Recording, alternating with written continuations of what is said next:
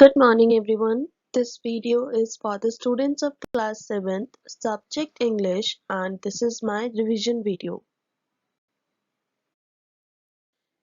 In this video, we shall discuss or revise these following topics.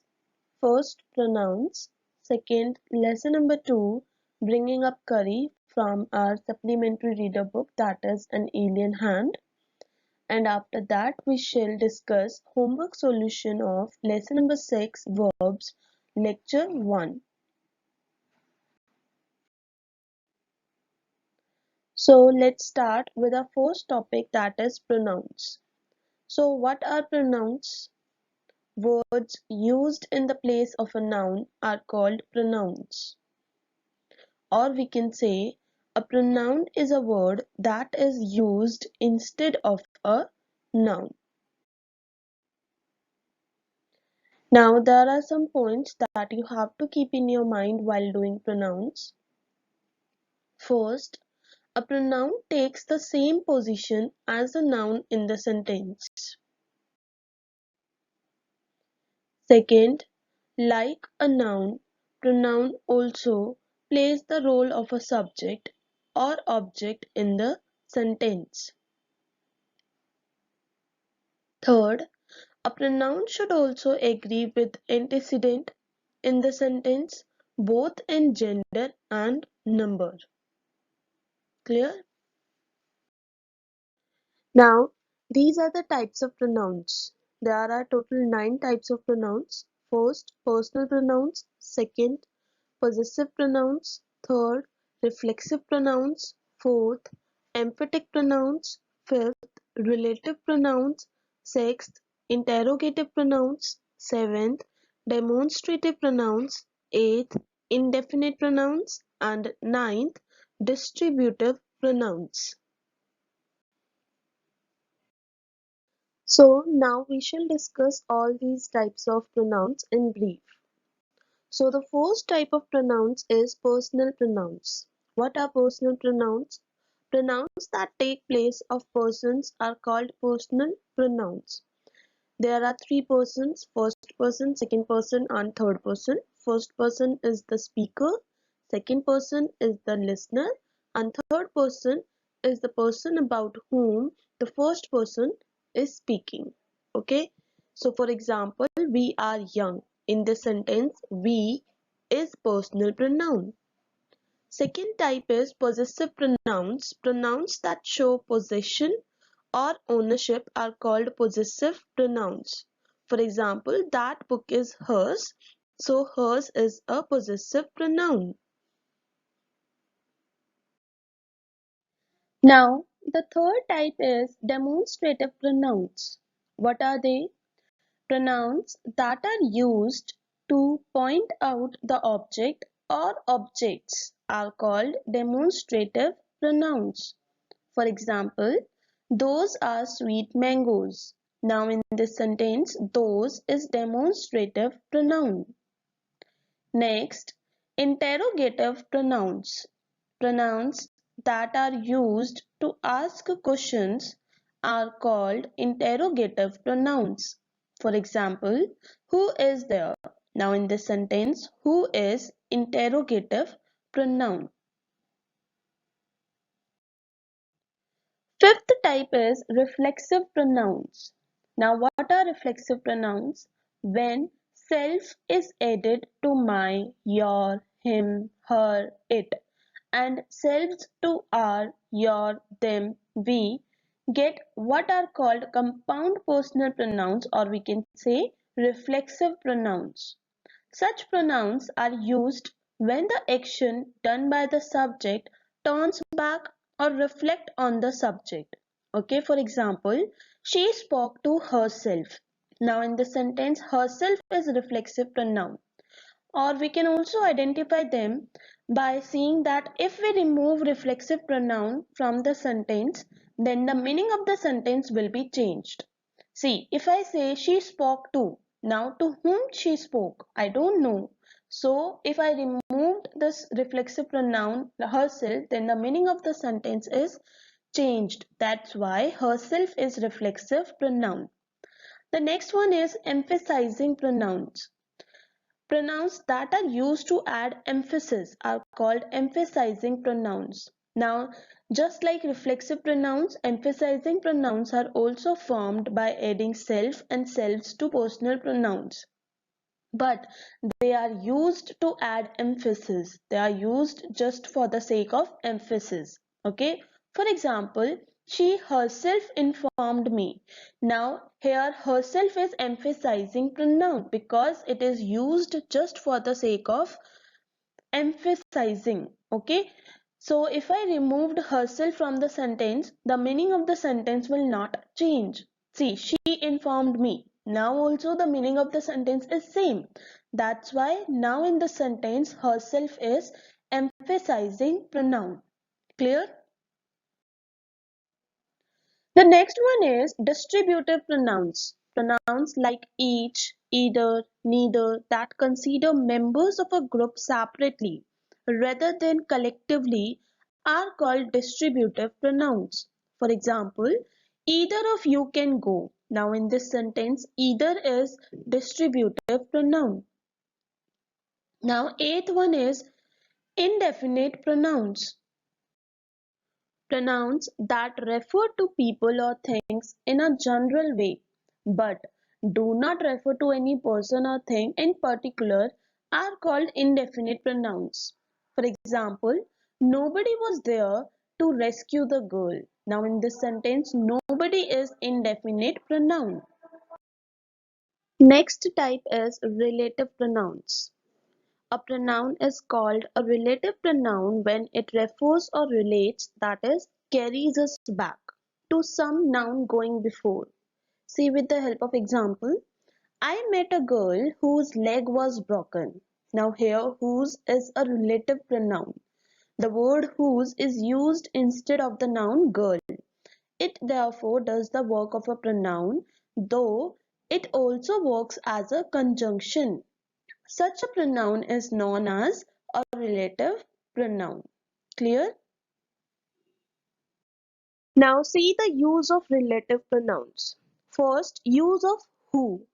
As a general rule, who is used for people only. It may refer to a singular or a plural noun. For example, the man who is honest is trusted. They never fail who die in a great cause. So, who is used for people only. Second is use of whose. Whose, the possessive form of who, means whose is the possessive form of who, is used in speaking of persons but sometimes of things without life. For example, the sun whose rays give life to the earth is regarded by some people as a god. So we get that whose is also used for persons but sometimes for things also which do not have life. Okay. Next, we will discuss uses of which is used for things without life and for animals. It may refer to a singular or a plural noun. For example, the moment which is lost forever. So here I am using which for a thing without life. Okay. Second use of which is which may also refer to a sentence. For example, he said he saw me there, which was a lie. So I am telling that the statement said by him was a lie. So here which is used or which is referring to a sentence. Okay. Now next we will discuss use of that. That is used for people and things. It may refer to a singular or a plural noun that has no genitive case and it is never used with the preposition preceding, means that is not used in genitive case and it is never used with a preposition which is used before. For example, this is the boy that I told you of. Now here that is used for the person boy. Okay, it is referring to a singular noun here in this sentence. See second example, I know the house that he lives in. Okay, so here that is a relative pronoun. Next, we will discuss use of what. What refers to things only. It is used without an antecedent expressed and is equivalent to that which or the thing which. For example, what cannot be cured must be endured. Here, what refers to that which, the thing that cannot be cured. So instead of saying complete sentence, I can say what cannot be cured must be endured. Second example, I say what I mean. Here, what refers to that which. Okay.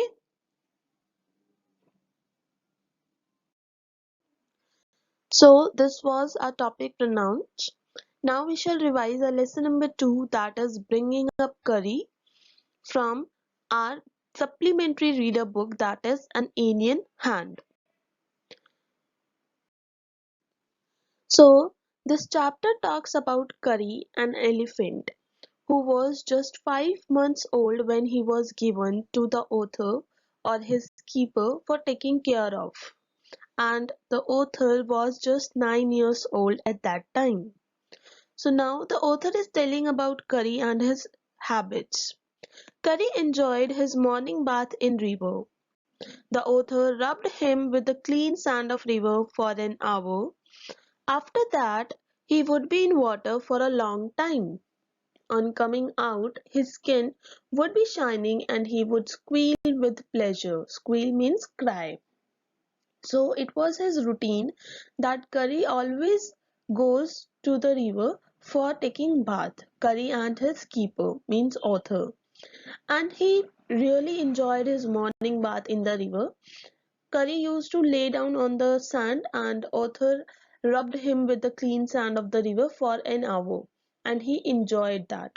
After that he would be in water for a long time, and when he comes out his skin appears like a shiny wood, and after that he would cry with pleasure.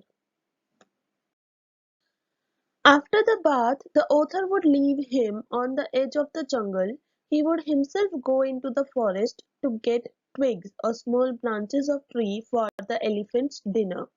Now after taking bath, they both went to the jungle where the author leave him on the edge of the jungle, and author himself goes inside the forest for collecting branches of trees for his dinner.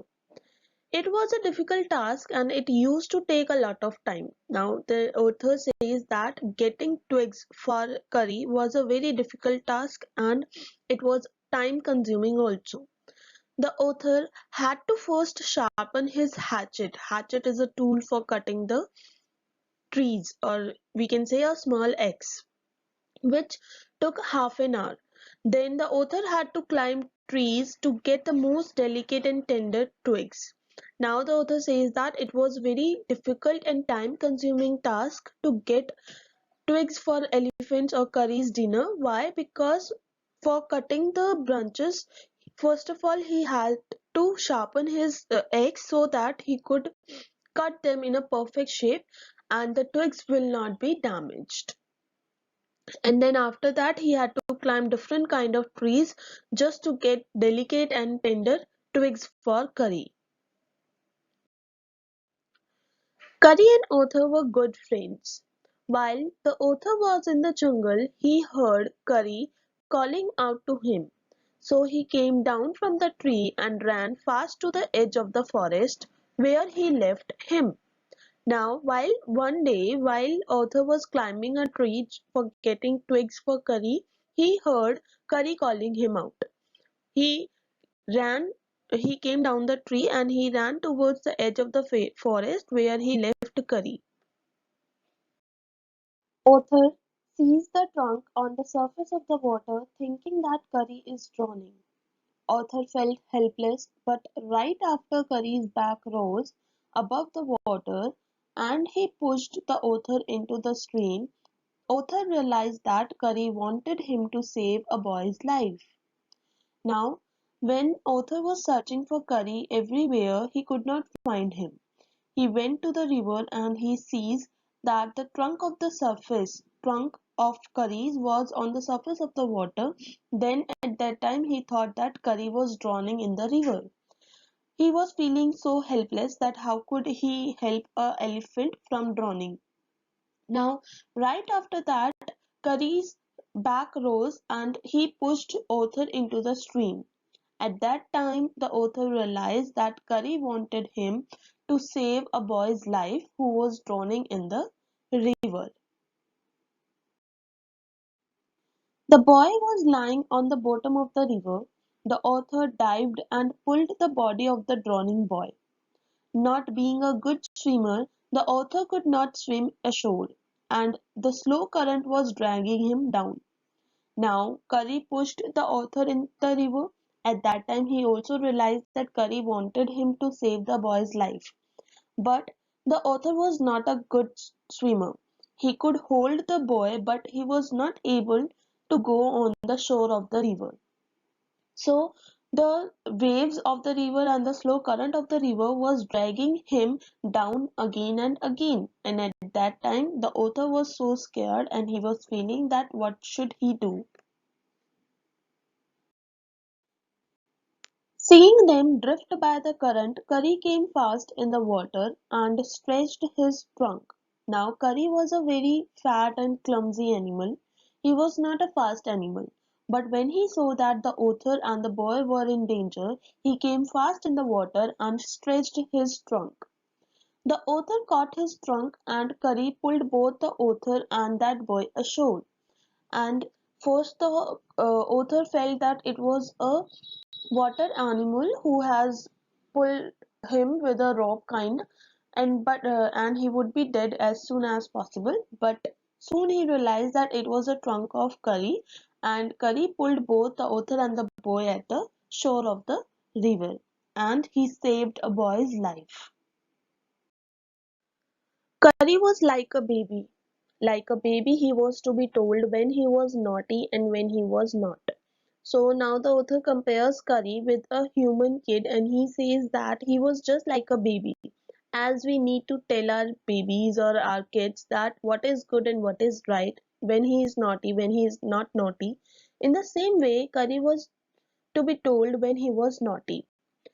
One day somebody gave him some bananas to eat. Very soon he developed a taste and great love for ripe bananas. Now, when Curry developed a taste for bananas, what he did, he started stealing the bananas from the dining table of the author's house. He came from the window and using his trunk, he collected all the bananas from the dining table. He went back to his pavilion and eat all those bananas. One day, the author discovered that Curry was the thief. The author went to him and pulled him out by the ear and justly showed to his parents that it was Curry who was stealing the bananas. Now, when the bananas were gone missing again and again, so the author's parents first blamed the servants of the house for stealing bananas, and then they blamed the author himself for stealing the bananas. But soon the author discovered that Curry was the real thief, and he pulled him out by the ear to his parents and told them that it was Curry who was stealing the bananas again and again. When Curry was scolded, he understood like a baby, and after that, if anybody gave him any fruit, he always squealed or cried as if to thank them. And from that time onwards, Curry understood that what is wrong and what is right. And now, if anybody gave him any fruit, he denied and he thanked them. Again, like babies, Curry was a quick learner. So author decided him to teach Dhat and Mali. Now author realized that Curry was a quick learner, so he decided to teach him some commands. What are those commands? Dhat and Mali. See, the author wanted that whenever Curry was pulled by ear and he said Dhat, he should learn to sit down. Similarly, if you say Mali and pull his trunk forward, he will learn that it's a signal to walk. So these were the signals which author wanted Curry to learn. Curry learned Mali after 3 lessons, but it took him 3 weeks to learn that. Master call. Now, the most difficult and important thing to teach an elephant is the master call. So, what is it? An elephant generally takes 5 years to learn it, yet it is the most important signal for him to learn because it helps him to save his master's life. So what is a master call? It is the most difficult and important thing to teach an elephant, and it is important because it helps him to save his master's life. Now what is it? Just have a look. If you are lost in the jungle and there is no way out, the only thing to do then is to give a master call, and at once the trained elephant understands, it will pull down the trees in front of him with his trunk. So what is the master call? For master call, the master has to create a hissing sound in the elephant's ear.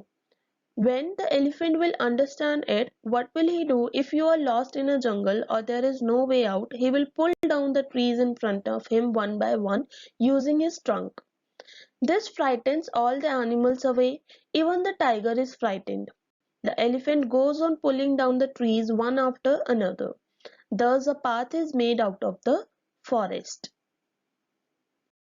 So this is your lesson 2, bringing up curry, and we have revised lesson number 5 pronouns earlier. So your homework is you have to learn lesson number 5 pronouns and lesson number 2 bringing up curry and do assignment based on them given on the EdQuarks site.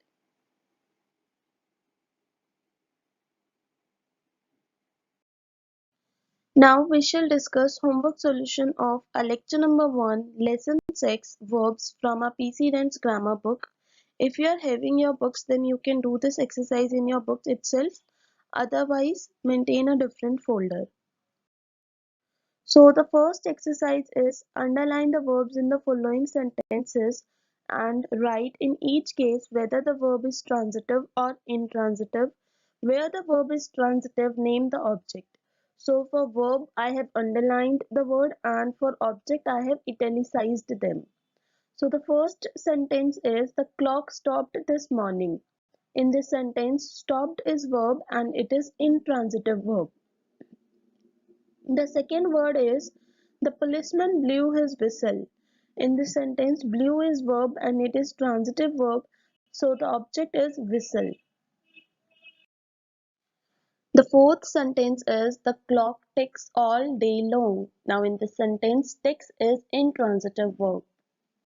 Fifth, I looked down from my window. Looked is intransitive verb. Sixth, put away your books. Put is transitive verb because object is there, that is your books. Seventh, your book lies on the table. Lies is intransitive verb.